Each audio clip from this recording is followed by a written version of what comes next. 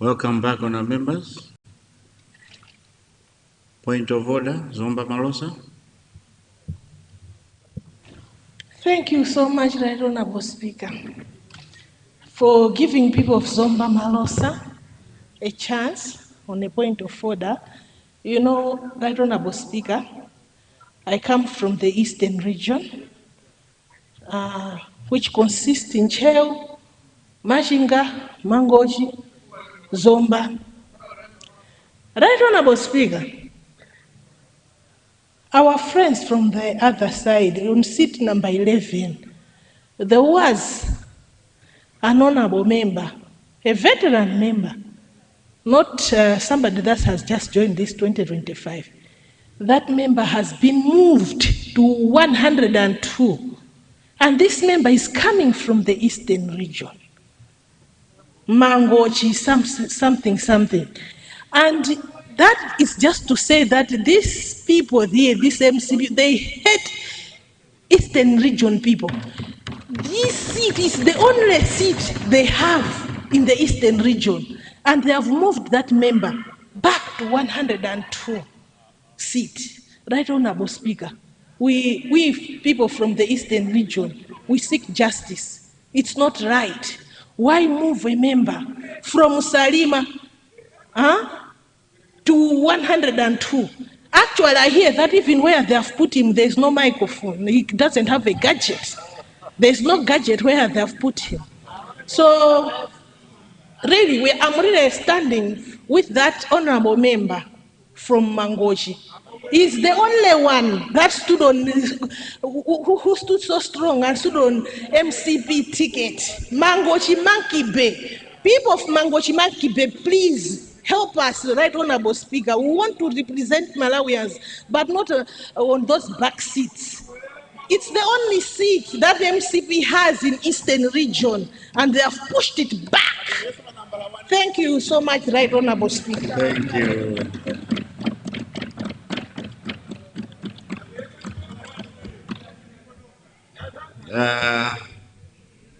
Let's proceed. I think that's an internal issue.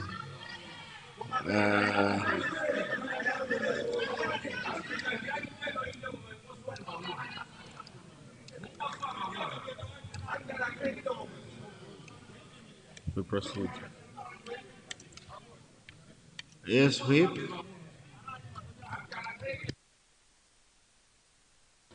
Thank you very much, Right Honourable Speaker. Good afternoon. I would like to clarify here that this is our family as Malawi Congress Party. And when they're doing their changes of seats that side, it doesn't concern us. And the honourable member here doesn't have any problems to be moved to wherever seat. So I don't understand why somebody else should have problems, yet the honourable member does not have any problems with that. Thank you. Minister of Local Government.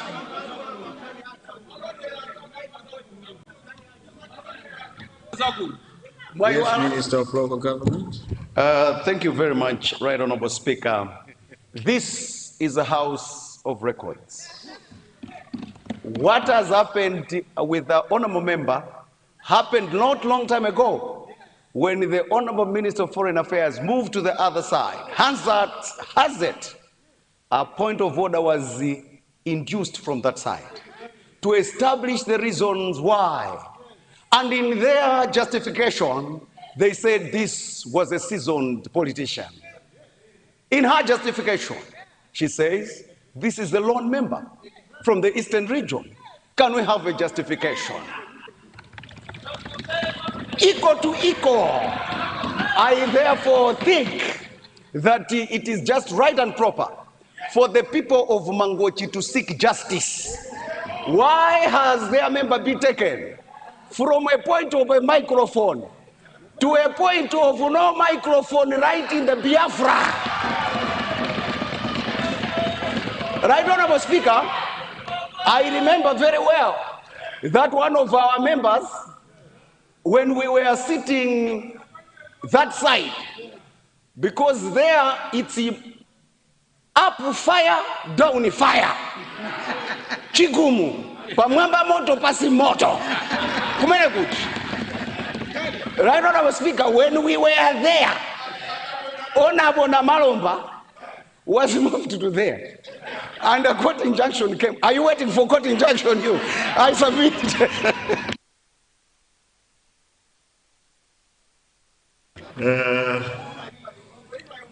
Yes, leader. Leader, today being a private member, I wanted them to enjoy themselves. And I'm sure we have had a good day today. Guide us, leader. I do appreciate, Mr. Speaker, sir, that you at some point require to entertain such. It makes the House a bit live, isn't it? Order. So we do enjoy such exchanges. They make the House a lot more vibrant. But like I did guide earlier, Mr. Speaker, I thought we need to clean up this paper so that we would lessen this business on our order paper. And therefore, if we could dispose of the business as highlighted earlier, I submit, Mr. Speaker, sir.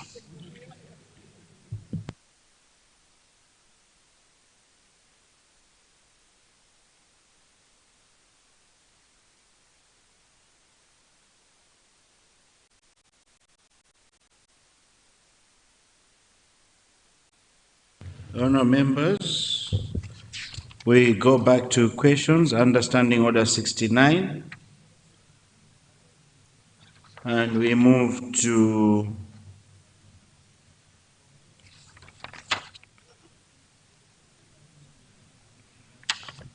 question 5, coming from, again, Lilongwe Sinja South.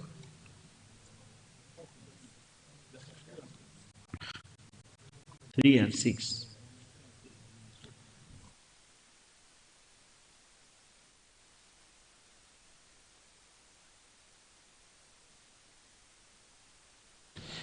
Mr. Speaker, sir, I think there's a bit of a confusion. All I was communicating was that when we come back from a health break, we go back to general business, and we tackle general business item B, presentation of committee reports. That was my guidance. Because this one is on the supplementary order paper. Yes, leader. So you'll have to move a motion so that we move out of, so that we go to supplementary order paper. Yes, you have the floor. Right, Honourable Speaker, today being a private members' day, we would like to move to a supplementary order paper so that we can handle committee reports. I beg to move. Thank you, Honourable Speaker. Honour members, we have a motion to vary today's order paper so that we tackle business in the supplementary order paper, mainly committee reports. Those of that opinion say aye. Those of the contrary view say no. The ayes have it and the motion is carried. Supplementary order paper, general business. Item B, presentation of committee reports.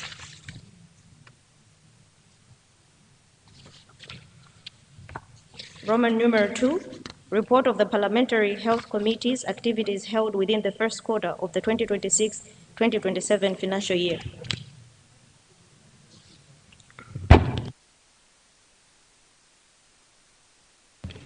Chairperson.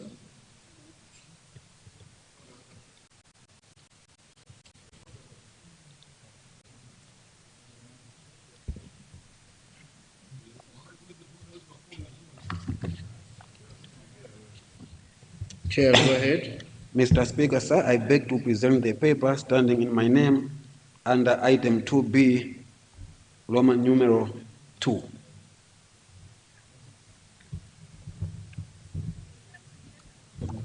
Thank you, Chair. Sergeant at Arms.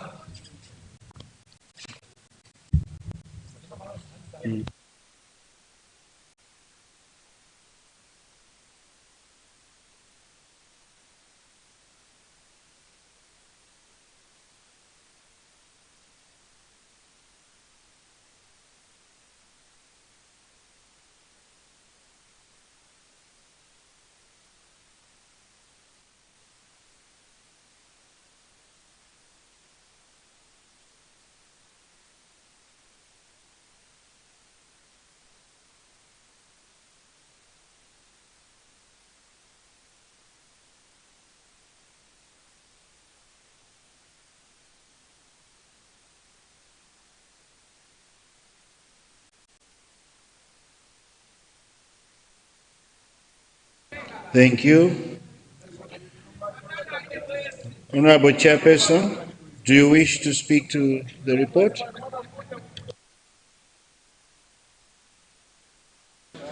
Yes, Mr. Speaker, sir. Please proceed.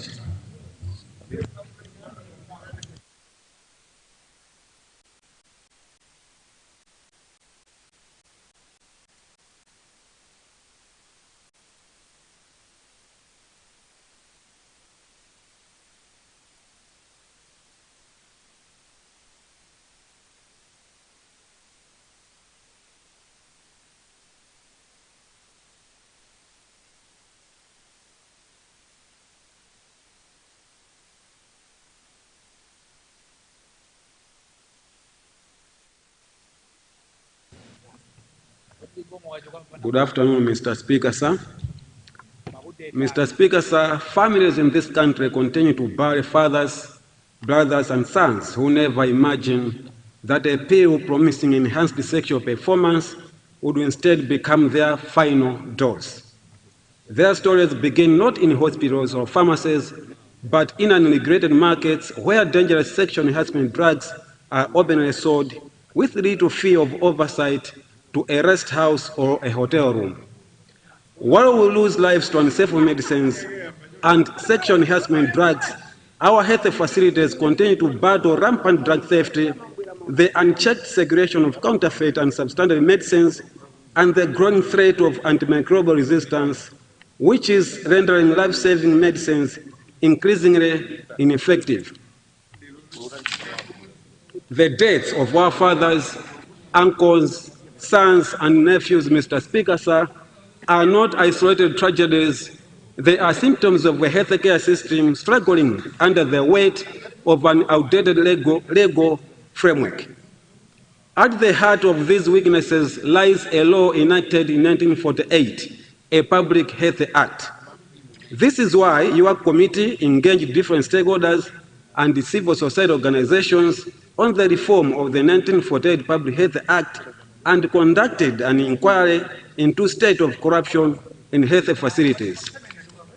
Mr. Speaker, sir, Malawi continues to operate under the Public Health Act of 1948, a statute that predates our 1994 Constitution and is gravely outdated. This act was conceived in a different era when the health challenges of our nation were limited to infectious diseases and basic sanitation. It was a law designed for a colonial administration, not for a modern democracy. Today, it fails to respond to the realities of contemporary public health. Mr. Speaker, sir, non-communicable diseases such as hypertension, diabetes, cancers, and cardiovascular diseases, which now account for a growing burden of illness in our communities, are rising sharply. Yet this 1948 law provides no framework for prevention, treatment, or financing of these conditions. The law is silent on mental health, despite the increasing prevalence of depression, anxiety, and substance abuse. And the principal Public Health Act itself remains silent on this critical area, leaving gaps in integration and enforcement. Mr. Speaker, sir, the Act lacks clear provisions for emergency preparedness. It does not provide for coordinated responses during pandemics such as cholera outbreaks or climate-induced disasters. COVID-19 exposed these weaknesses brutally. Without legal backing, our institutions struggled to mobilize resources, enforce preventive measures, and protect citizens. Mr. Speaker, sir, did you hear about Tadala's story? Well, her story is shocking and devastating. During COVID-19, Tadala sacrificed everything to save the lives of the growing number of COVID-19 patients. Day after day, she stood on the front lines, risking her own health to care for others. But when the virus claimed her life, the very system she had faithfully saved offered little or no protection to her family. These are glaring realities of an archaic Public Health Act. The Act fails to safeguard frontline health workers, provide no legal guarantees for occupational safety, psychological support, or protection during crises. During COVID-19, our health workers faced immense risks without adequate legal backing. As a matter of fact, Mr. Speaker, sir, many frontline workers worked without protective equipment, without insurance, and without psychological support. The law offered them no shield. Tadala's parents are vulnerable. Perhaps, Mr. Speaker, sir, it is now time to accept that the Act was designed for a vastly different era, one in which paper records, face-to-face consultations, and conventional disease surveillance defined health care. More than 7 decades later, the health sector has undergone a digital transformation, embracing electronic medical records, telemedicine, artificial intelligence, and data-driven decision-making. Yet the law has struggled to keep pace. It provides limited guidance on digital health services, patient data privacy, cybersecurity, and the governance of emerging health technologies. Honorable members, without legal safeguards, patient data is vulnerable to misuse, breaches, and exploitation. The law that does not place citizens at its heart is a monster waiting to devour the very same citizens it is meant to save. Yet the current Public Health Act doesn't place citizens at the center of health governance. It does not institutionalize citizen participation in planning, budgeting, monitoring, or evaluation. It does not recognize the role of CSOs in accountability, nor does it provide for mechanisms such as community scorecards, public hearings, or citizen feedback systems. Mr. Speaker, sir, the Act is also weak on health financing. It does not provide for reinvest allocations to health, nor does it establish sustainable financing mechanisms such as National Health Fund. Malawi remains the only third country providing services entirely free of charge, yet without a financing framework, this model is unsustainable. And there are climate-induced disasters such as floods, droughts, and cyclones with direct impacts on public health, which ought to have been guarded by this law. Yet, Mr. Speaker, sir, the Act does not provide for climate-resilient health systems, disaster preparedness, or coordination between health, environment, agriculture, and disaster management institutions. In short, Mr. Speaker, sir, the Public Health Act of 1948 is a relic. It is inconsistent with our Constitution, incompatible with international obligations, and inadequate for modern health challenges. It does not reflect the principles of equity, transparency, accountability, or citizen participation. Reform is not a matter of choice, it is a matter of urgency. Inquiry into state of corruption in health facilities. Mr. Speaker, sir, on December 16, 2025, Kumbukani Stafford, a small-scale farmer from Palombe, stepped into chaos of corrupt practices in health facilities. Beside him was Eunice, a young woman whose body had become a map of medical failure. Her journey had been a long, agonizing odyssey, a 2017 surgery in Zomba that left her with a mysterious, painful swelling, followed by fruitless visits to John Chirembe Hospital and expensive private clinics. Finally, they had a referral letter to Queen's Elizabeth Central Hospital, the golden ticket to a specialist care. They arrived at the Queen's at 8 a.m. 24 hours later, they were still sitting on the same hard plastic chairs. We were bounced like a ball, Stanford recalls, her voice trembling with the memory of his niece whimpering. Room 1, then the burns department. then back to the reception. They told us our name was not in the system, but we were standing right there. We were human beings, not data points. As Stanford watched, the pattern became clear. Patients who arrived hours after them were being greeted with nods of recognition and ushered behind the heavy doors of the consultation rooms at Queen's Elizabeth Central Hospital. The system wasn't broken, it was monetized. Mr. Speaker, sir, this is according to the Platform for Investigative Journalism. It is sad that corruption has been institutionalized in health facilities, forcing patients to pay for services that are meant to be free. The revelation by the consortium of journalists earlier this year motivated your committee during this quarter to conduct inquiry sessions with hospitals, regulators, and oversight bodies to assess the state of corruption and governance in health facilities. Mr. Speaker, at Nzuzu Central Hospital, we heard of cartels involving clerics, maids, and guards exposed through CCTV surveillance, implicated in the theft of medicines worth millions of kwachas. Whistleblowers feared retaliation, while patients themselves sometimes promoted corruption by paying to skip queues. At Likoma District Hospital, the form of corruption is different. More than half of patients accessing services there are foreigners, particularly from Mozambique. This strains health budgets and highlighted the need for national ID systems to ensure accountability. Mr. Speaker, sir, authorities from Chiradzulo and Cholo district hospitals were not aware of the corrupt practices in their institutions until the media exposed. This points to the weak internal oversight mechanisms and hospital ombudsman offices being ineffective. As a result, patients were denied care, guardians extorted in maternity services, and medicines diverted. Mr. Speaker, sir, the Anti-Corruption Bureau informed the committee that corruption in health facilities is both a governance issue and a public health emergency. Up to 35% of essential medicines are lost between central medical stores and facilities.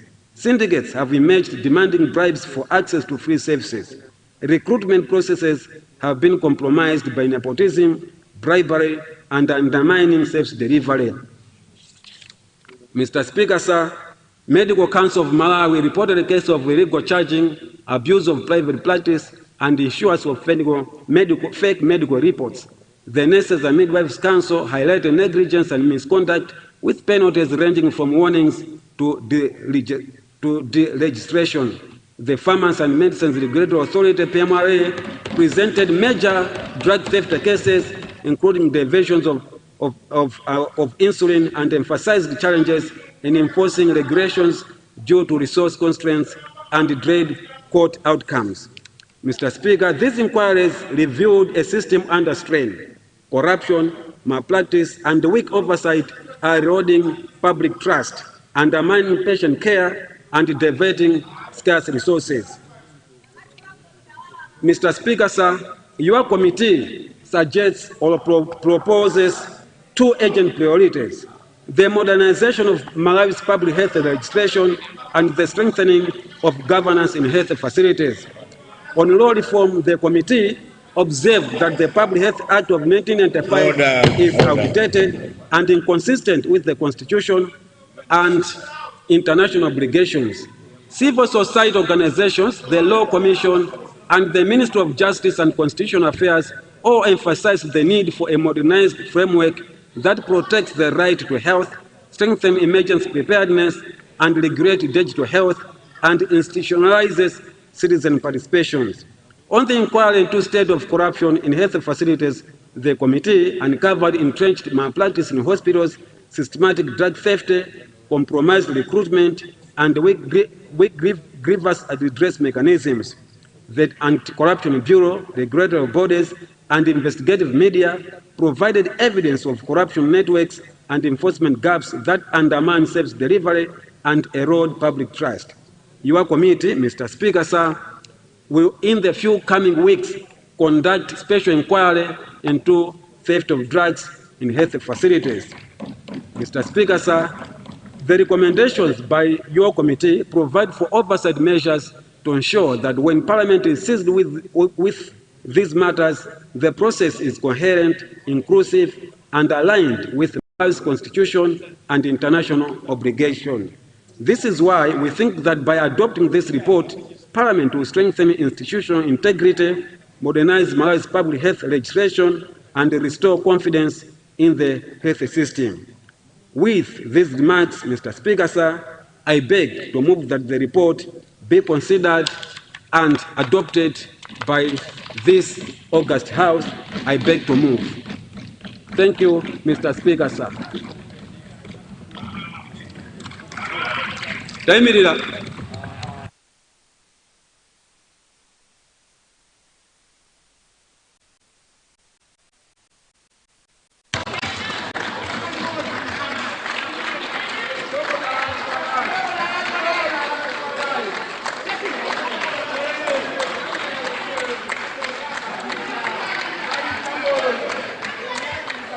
Honourable members, order, order.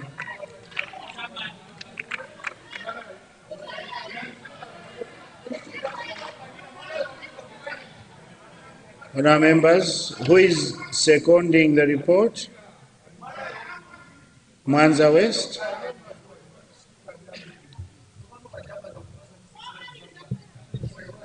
You have the floor. Thank you so much, Mr. Speaker.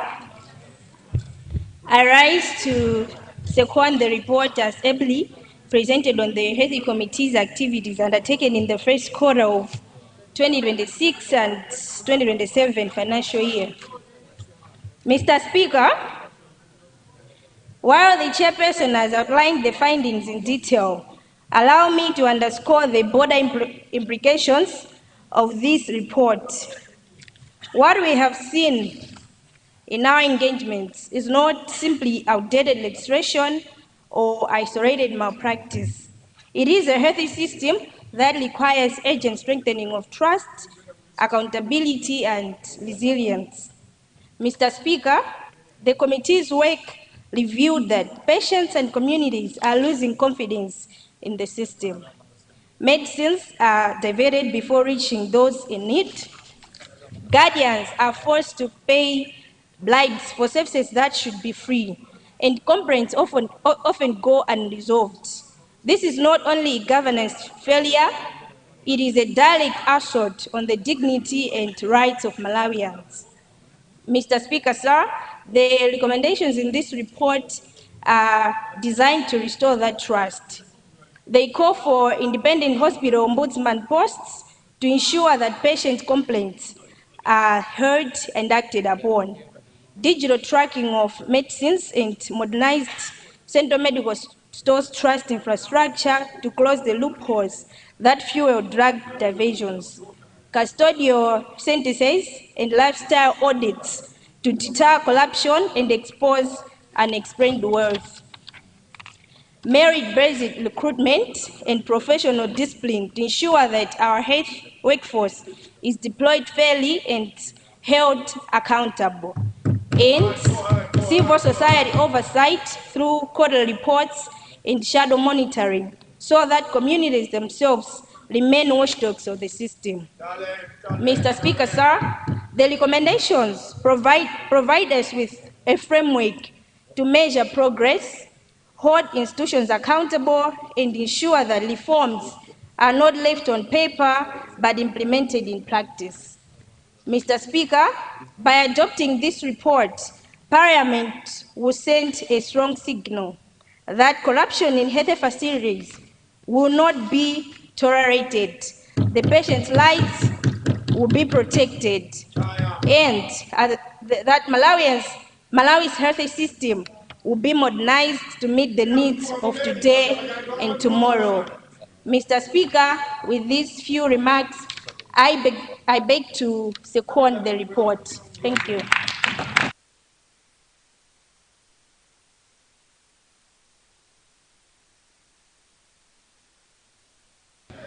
Thank you.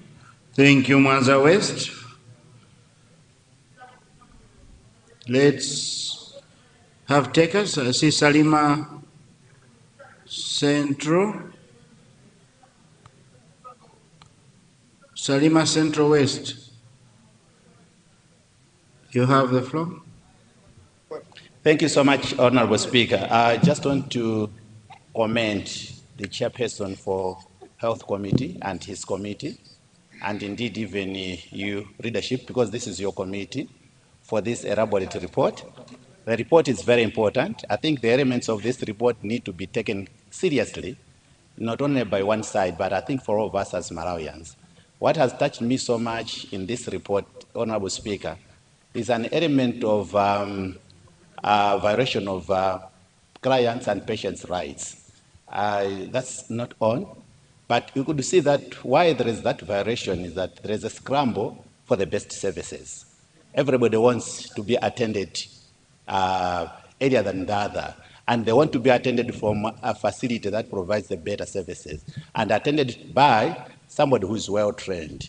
I want to commend the ministry's intentions that they want to upgrade some of the service delivery points to facilities that can contain a lot of ailments. I think that's the way to go. And the other thing, Honorable Speaker, that I would also want to comment is the issue of a place or a person who receives complaints from patients and clients in our hospitals. Currently, I think we are using the Ombudsman, and the arrangement with this office is temporal, because it's just picked among those that are available and among a person who is already busy with other things. Can government probably look at establishing a permanent post for this ombudsman so that it's as independent as any other, so that if he's busy with other things, it should not be the way it is the current status. Should only be attending to issues that can be processed. Otherwise, there are issues that are dropping into the ombudsman office because of the backlog. Not everything is being attended. I thought Salima Central West constituency should make these few contributions, and I support the report, Honorable Speaker, sir. Thank you.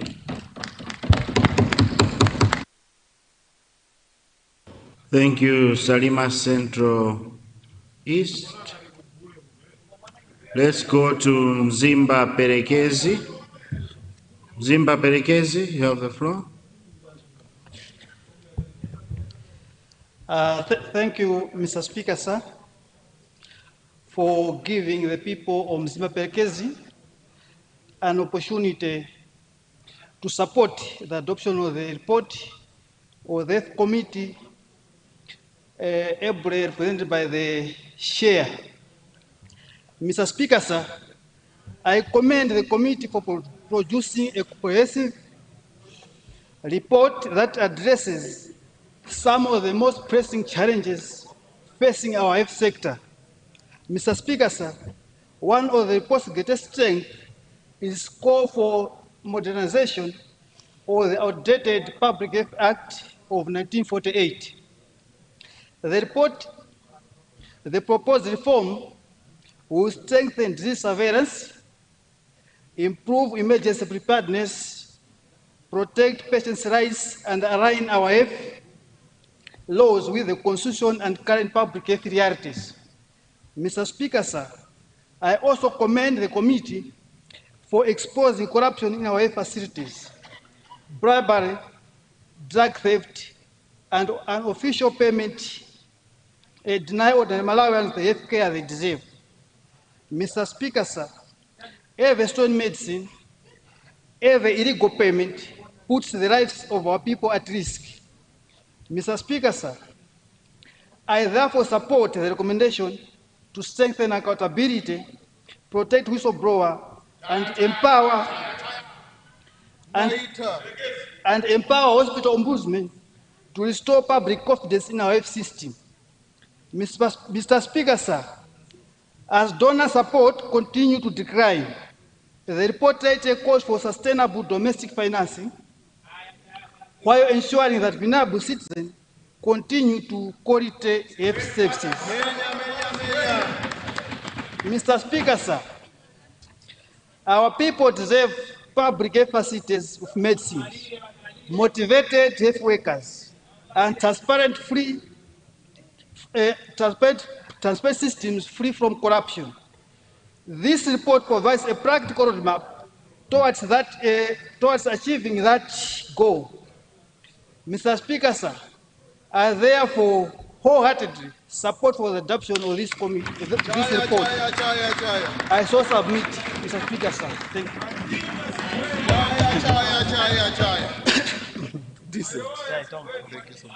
Yes, Rumpi West, what's gone out of order?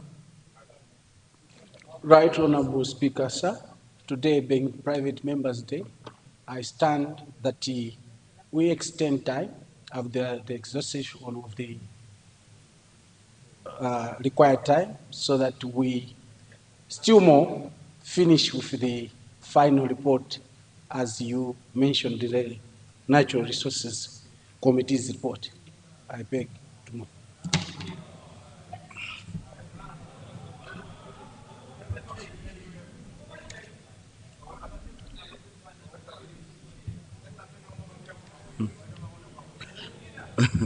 Honourable members, there's a motion that we extend time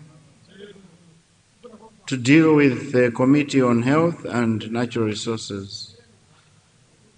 Is that the motion you're asking? Or you want us just to finish the health one?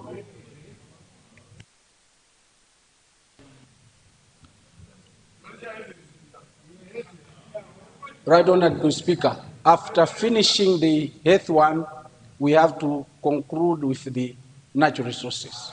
That's the motion I'm looking for.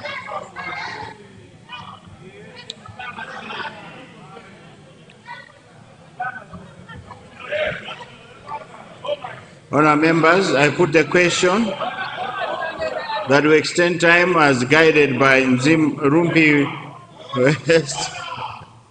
Those of that opinion say aye. Those of the contrary view say no.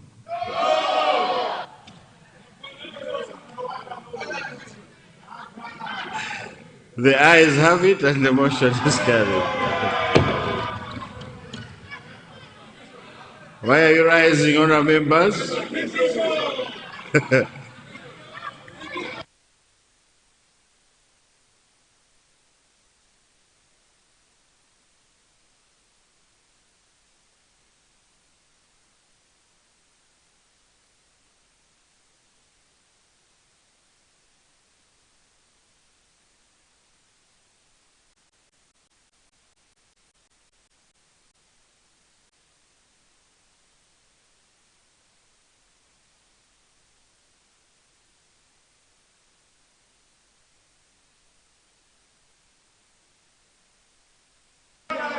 Honourable members, before I grant division, maybe I should retake the motion.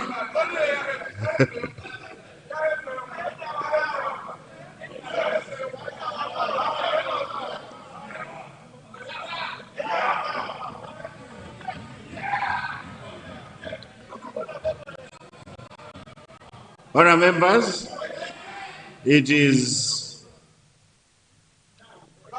5 o'clock. We have a motion to extend time that we deal with committee reports. Those of that opinion say aye. Those of the contrary view say no. The noes have it and the motion is defeated.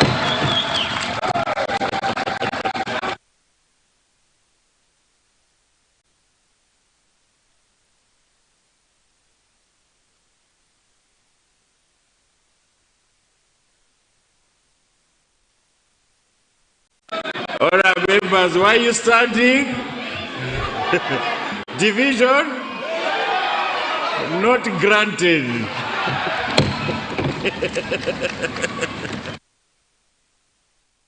Leader, guide us for tomorrow.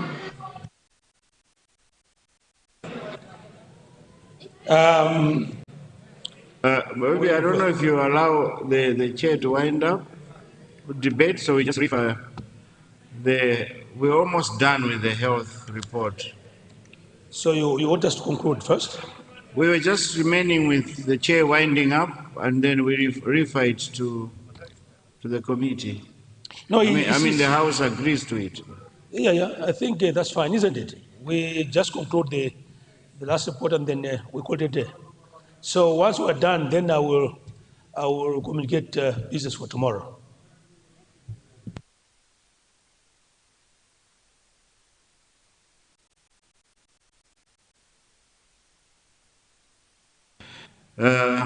Honorable Chair of Health, please wind up debate.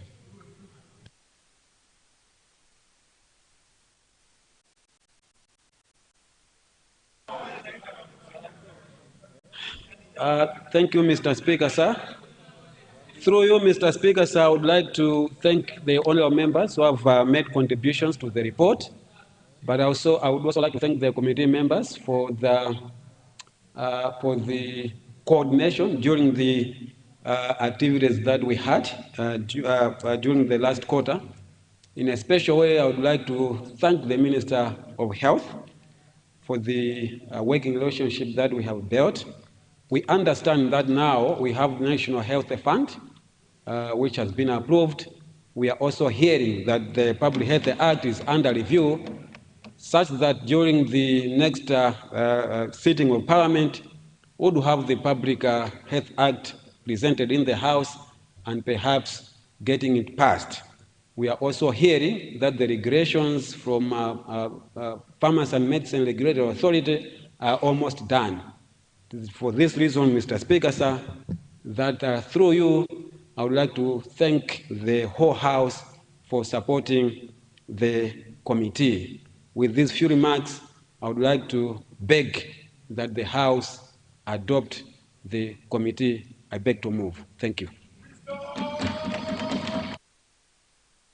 Thank you very much, Honorable Chairman, for the Committee on Health.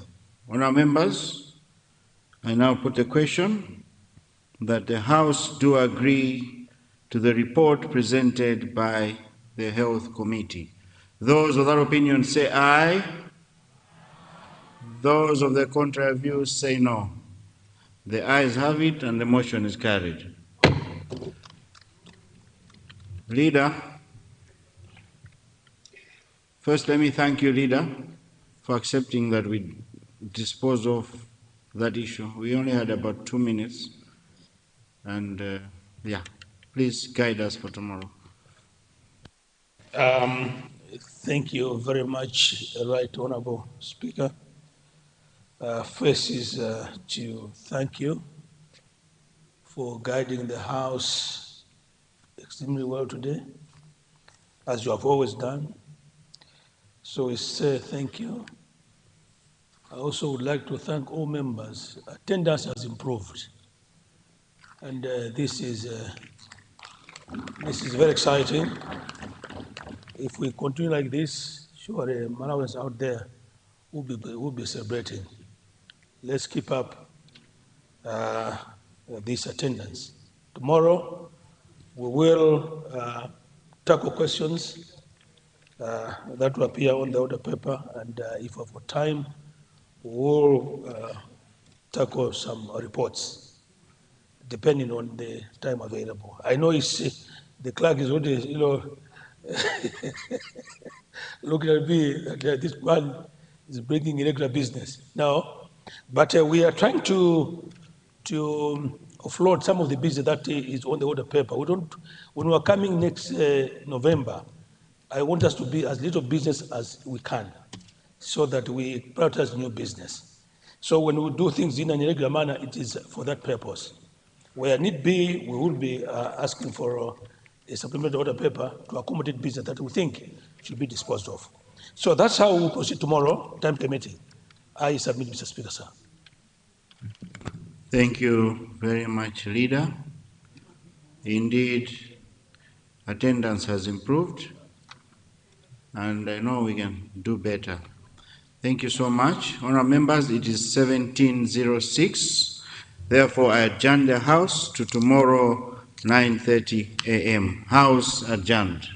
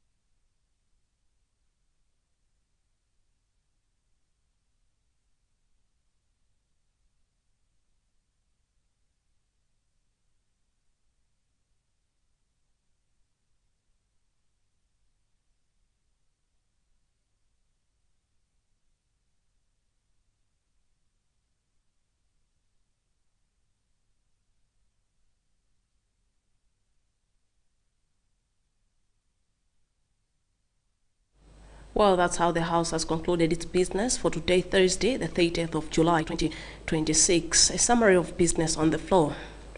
The House has today adopted a report of the Parliamentary Committee on Health on its activities undertaken within the first quarter of the 2026-2027 financial year. The House also tackled questions on notice to ministers for oral replies, under which two ministries took questions from the honourable members, and these are the Ministry of Transport and Public Works as well as the Ministry of Defence.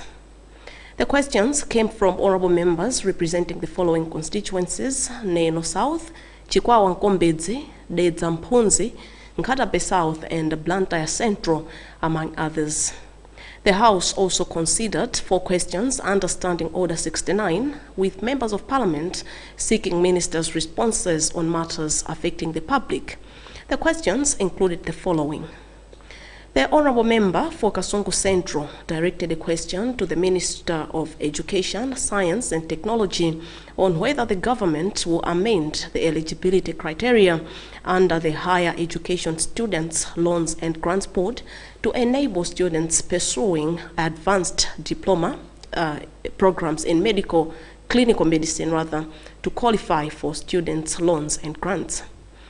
The Honourable Member for Salima Central West posed a question to the Minister of Agriculture, Irrigation and Water Development regarding the timeline for completion and commissioning of the Salima Lilongwe Water Supply Project, and when residents of Salima, Lilongwe and Doa are expected to begin accessing potable water from the project. The Honourable Member for Rumpi West directed a question to the Minister of Lands, Housing and Urban Development on whether government intends to resume the construction of the Kawere and Hewe police staff houses project, which stalled in 2025, particularly considering that similar projects are continuing in other parts of the country. And lastly, the Honourable Member for Lilongwe Msinja South asked the Honourable Minister of Finance, Economic Planning and Decentralization to explain the reported reduction in official development assistance, ODA, from the United Kingdom to Malawi and outline its likely implications for the implementation of the 2026-2027 national budget and Malawi's long-term development financing strategy. On matters of urgent public importance, guided by Standing Order 14, the Honourable Member from Chinji North East raised a matter on the shortage of hand gloves in public health facilities following a stock out at the Central Medical Stores Trust. The member sought to know whether the Minister of Health is aware of the situation and what immediate measures government has put in place to address it. The Honourable Minister of Health responded on the matter, and at the moment, the Speaker of Parliament, Right Honourable Samis Suleiman MP, has adjourned the House until tomorrow, Friday, the 31st of July 2026 at 9:30 a.m. Mmene mundu momwe zayendera zokambirana za aphungu lero lachinayi pa 30 July 2026, koma tisanasiyane tione zomwe aphungu akambirana lero. Aphungu a Nyumba ya Malamulo lero avomereza ripoti kuchokera ku komiti ya Nyumba ya Malamulo yoona za umoyo. Wapa mpando wa komiti iyi anapereka ripoti lofotokoza ntchito zomwe komiti yagwira mu gawo loyamba la chaka cha boma cha 2026-2027. Aphungu anafunsanso mafunso kupita ku maunduna awiri, ndipo maunduna awa ndi unduna oona za mayendedwe ndi ntchito za boma komanso unduna oona za chitetezo. Ena mwa aphungu omwe anafunsa mafunsowa ndi oyimira madera a Neno South, Chikwawa Nkombedzi, Dedza Mphunzi, Nkatabe South komanso Blantyre Central. Nyumba iyi yakambirananso mafunso anayi motsogozedwa ndi gawo 69 la malamulo oyendetsera zokambirana za aphungu Nyumba ya Malamulo. Anafunsa funso loyamba ndi phungu wa dera la Kasungu Central kupita ku unduna oona za maphunziro. Phungu uyo anafunsa ngati boma lingakonze mfundo kuti ophunzira omwe akuchita maphunziro a advanced diploma in clinical medicine adzitha kutenga ngongole kuchokera ku bungwe lobwereketsa ndalama kwa ophunzira a m'masukulu a ukachenjede la Higher Education Students Loans and Grants Board. Funso lachiwiri linachokera kwa phungu wa dera la Salima Central West, yemwe anafunsa nduna yoona za ulimi lomwe linali lokhudza nthawi yomwe project ya madzi ya Salima Lilongwe idzamalizidwe ndi kuyamba kugwira ntchito kuti anthu amaboma a Salima, Dowa ndi Lilongwe adzayambe kupindula ndi ntchitoyi. Phungu wa dera la Rumpi West anafunsa funso lachitatu kupita ku nduna woona za malo.